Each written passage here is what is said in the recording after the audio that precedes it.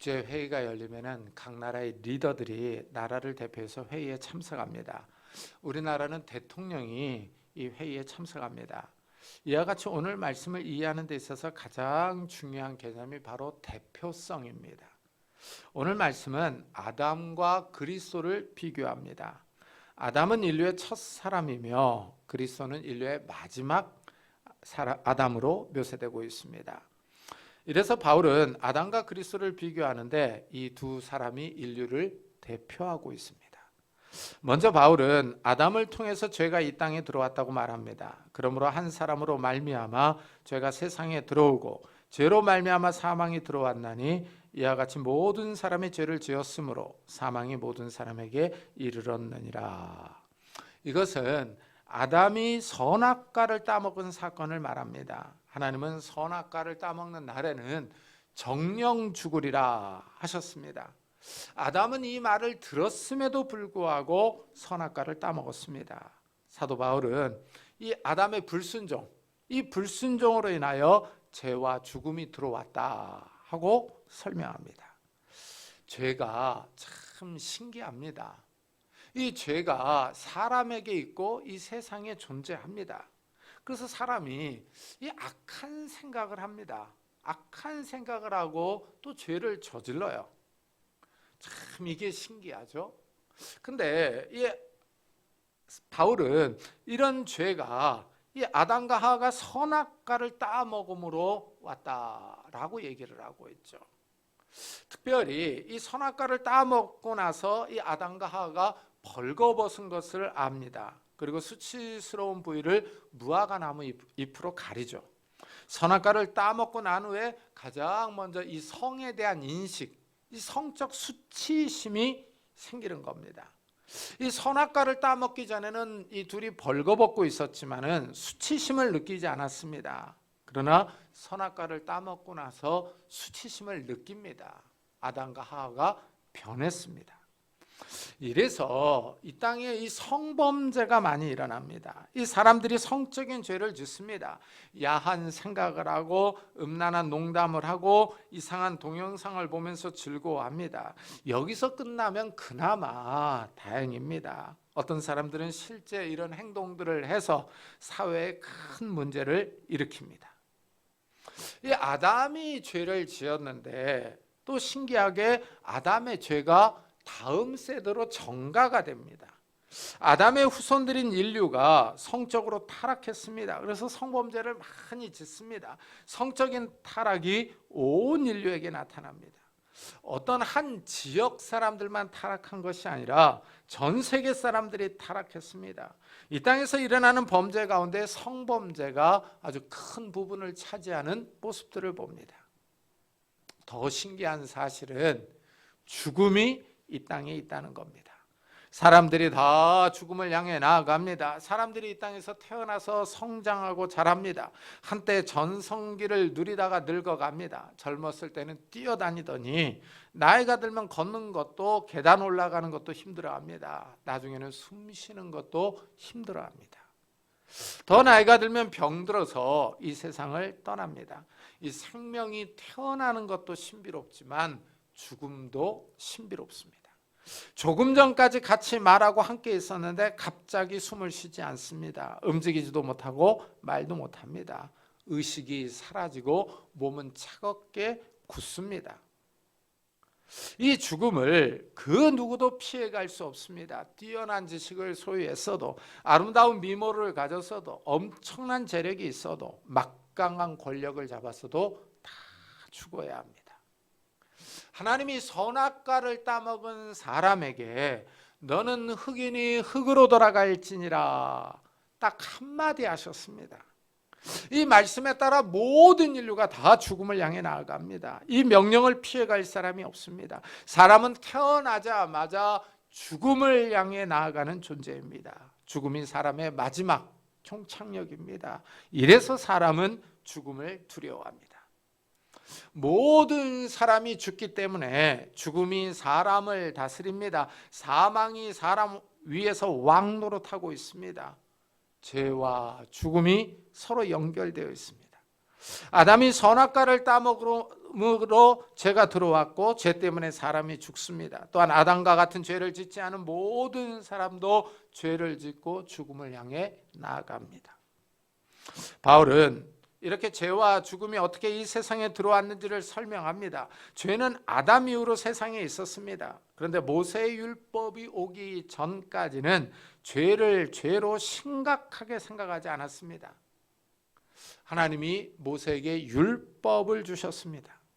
모세가 율법을 받아 선포한 이후로 죄가 더 도드라지게 보입니다. 마치 돋보기로 보듯이 죄가 튀어나와 보입니다. 율법이 거짓말하지 말라, 살인하지 말라, 간음하지 말라 하면서 살인이 무엇인지 간음이 무엇인지 정확하게 말해줍니다. 이래서 율법은 죄를 깨닫게 해줍니다. 이것이 율법의 한 기능입니다. 죄를 지은 사람에게 죄를 지었다고 정죄합니다. 그리고 심판을 선고하고 죄의 형량이 무엇인지를 말해줍니다. 이래서 바울은 고린도전서에서 사망이 쏘는 것은 죄요, 죄의 권능은 율법이라고 말해줍니다. 이렇게 성경은 죄의 기원이 어디에 있는지 명확하게 알려줍니다. 죄의 영향이 무엇인지도 설명합니다. 아담이 이렇게 인류를 대표하고 있습니다. 그런데 이 아담과 같이 인류를 대표하는 사람이 또 있습니다. 이 땅에 위대한 사람들이 많이 나왔습니다. 사도 바울이 살았던 그 당시 로마가 최강대국이었습니다. 이 로마 시대에 로마의 지도자들이 있었습니다. 그러나 사도 바울은 그 당시 로마의 위대한 정치가들보다 그리스도를 언급합니다. 예수 그리스도가 인류를 대표한다고 말합니다. 바울은 아담과 예수님을 비교합니다. 아담이 한 행동과 예수님이 한 행동을 대조해서 이렇게 말합니다. 그러나 이 은사는 그 범죄와 같지 아니하니 곧 한 사람의 범죄를 인하여 많은 사람이 죽었은즉 더욱 하나님의 은혜와 또한 한 사람 예수 그리스도의 은혜로 말미암은 선물은 많은 사람에게 넘쳤느니라. 아담과 그리스도의 한 행동이 많은 사람들에게 영향을 미칩니다. 아담은 범죄를 저질렀습니다. 그러나 예수님은 선물을 주십니다. 아담의 범죄로 인하여 많은 사람에게 사망이 왔습니다. 아담의 범죄는 위에서 말했듯이 선악과를 따먹은 행위입니다. 그러나 예수님의 행동으로 많은 사람에게 생명이 옵니다. 사망과 생명은 정반대입니다. 그런즉 한 범죄로 많은 사람이 정죄에 이른 것 같이 한 의로운 행위로 말미암아 많은 사람이 의롭게 하심을 받아 생명에 이르렀느니라. 우리에게 이 사람에게 생명이 있는 것이 신비롭습니다. 사람은 살아있는 동안에 움직이며 말하며 일하며 먹고 마시며 활동합니다. 아이들의 활동력이 왕성합니다. 그만큼 생명력이 강하다는 것입니다. 그러나 사람이 청년의 때를 지나면서부터 점점 움직임이 줄어듭니다. 앉아서 말하는 것을 좋아합니다. 생명력이 줄어든다는 의미입니다. 사람이 왕성하게 활동하지만 정해진 기간이 있습니다. 모세는 사람이 70년, 80년을 산다고 말합니다.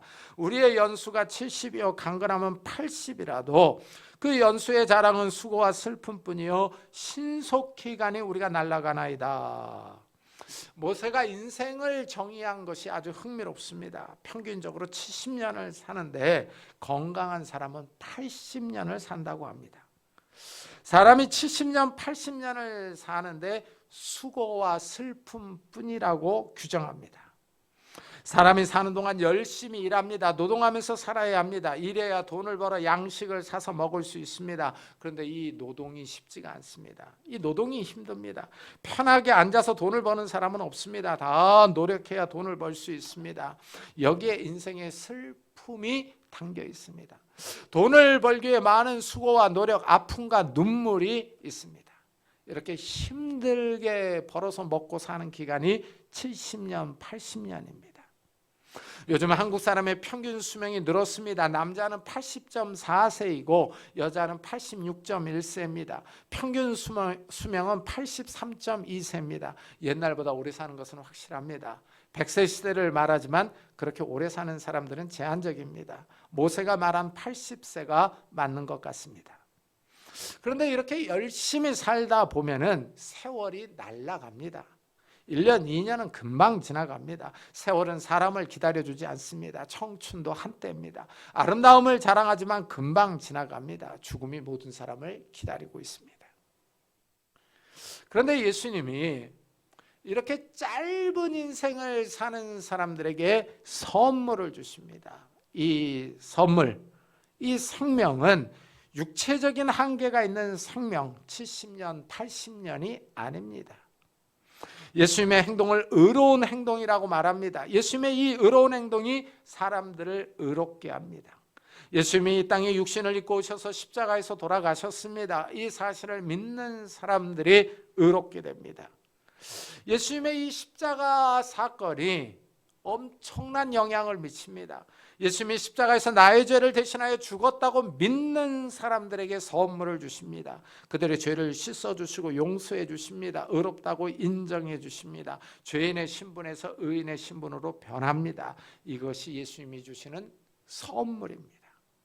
이 선물이 생명입니다. 육신의 생명을 뛰어넘는 영원한 생명입니다. 히브리서는 이 예수님의 죽음을 다른 각도에서 설명해 줍니다. 자녀들은 혈과 육에 속하였음에 그도 또한 같은 모양으로 혈과 육을 함께 지니심은 죽음을 통하여 죽음의 세력을 잡은 자 마귀를 멸하시며 또 죽기를 무서워함으로 한평생 매어 종로로 타는 모든 자들을 놓아주려 하심이니. 예수님이 육신을 입고 이 땅에 오셔서 우리를 위하여 대신 죽었습니다. 예수님이 죽음으로 사망의 권세를 잡고 있는 마귀를 멸하셨습니다. 이렇게 예수님이 마귀의 세력을 멸하심으로 사람이 사망의 세력에서 벗어날 수 있게 되었습니다. 사망에서 벗어난 사람이 영원히 살 수 있습니다. 믿지 않는 사람들에게는 황당하게 들릴 수 있겠지만 사실입니다. 물론 믿지 않는 사람들도 오래 살고 싶어 합니다. 그래서 건강식품을 열심히 챙겨 먹습니다. 문제는 많은 건강식품을 먹어도 겨우 몇 년 정도밖에 더 살지 못한다는 사실입니다. 그것도 겨우 연명하는 수준입니다. 그러나 예수를 믿는 사람들은 영원히 살 수 있습니다. 여기에 주목해야 합니다. 믿는 사람이 영원한 생명을 얻습니다. 예수 그리스도의 행동을 믿는 사람이 영원히 삽니다. 예수님이 나를 위하여 십자가에서 죽었다고 생각하는 사람들입니다. 예수님의 죽음이 나의 죄를 위한 죽음이라고 대속의 의미가 있다고 여기는 사람들입니다. 예수님의 죽음이 모든 사람들에게 영향을 미치지는 않습니다. 믿지 않는 사람에게는 효과가 없습니다. 아담의 범죄는 믿지 않아도 모든 사람에게 영향을 미쳐서 죽음이 왔습니다. 그러나 예수님의 죽음은 믿는 사람에게만 영향을 미칩니다. 믿는 사람들의 죄를 용서해주고 죄를 치워줍니다. 이런 사람들에게 영원한 생명이 주어집니다. 이것이 하나님의 선물입니다. 사망과 생명은 너무나도 큰 대조를 이룹니다. 모든 사람은 다 죽습니다. 죽음을 피해갈 사람은 없습니다. 사람들은 죽으면 모든 것이 끝난다고 생각합니다. 그러나 그렇지 않습니다. 죽은 후가 더 큰 문제입니다. 죽은 후에 심판이 있기 때문입니다. 하나님이 사람들을 심판합니다. 이 땅에서 어떻게 살았는지를 보십니다. 이 심판의 결정에 따라서 영원한 운명이 결정됩니다. 사람이 죽으면 천국과 지옥으로 나뉩니다. 아브라함은 죽은 후에 천국에 갔습니다. 거지 나사로는 죽은 후에 아브라함의 품에 안겼습니다. 거지 나사로가 이 땅에 있을 때 부자의 집에서 나오는 음식을 먹고 살았습니다. 이 땅에서는 떵떵거리고 잘 살았던 부자는 지옥으로 갔습니다. 나사로와 부자의 운명이 갈렸습니다. 나사로는 좋은 곳으로 가서 위로를 받았지만 부자는 지옥으로 가서 영원한 고통을 받았습니다. 이렇게 죽은 후가 달라집니다. 사람이 이 땅에서 어떻게 살았는지 죽은 후에 심판을 받습니다. 이 세상의 역사가 끝날 때가 있습니다. 예수님이 재림하실 때입니다. 예수님이 재림하시면 죽었던 모든 사람이 부활합니다. 부활한 몸으로 마지막 심판을 받습니다. 예수를 믿었던 사람들은 생명의 부활로 나아갑니다. 그러나 믿지 않았던 사람들은 심판의 부활로 나아갑니다. 이들은 둘째 사망의 벌을 받습니다. 영원히 꺼지지 않는 유황불못에 들어갑니다.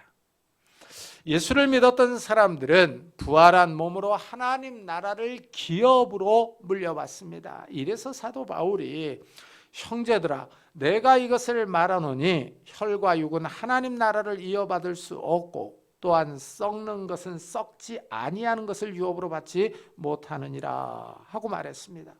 우리의 육체는 혈과 육으로 구성되어 있습니다. 육체는 하나님의 나라를 기업으로 받지 못합니다. 썩어질 것이기 때문입니다. 썩어질 것은 썩지 아니할 하나님의 나라를 받지 못합니다. 이래서 부활한 몸으로 하나님의 나라에서 영원한 생명을 누리는 겁니다.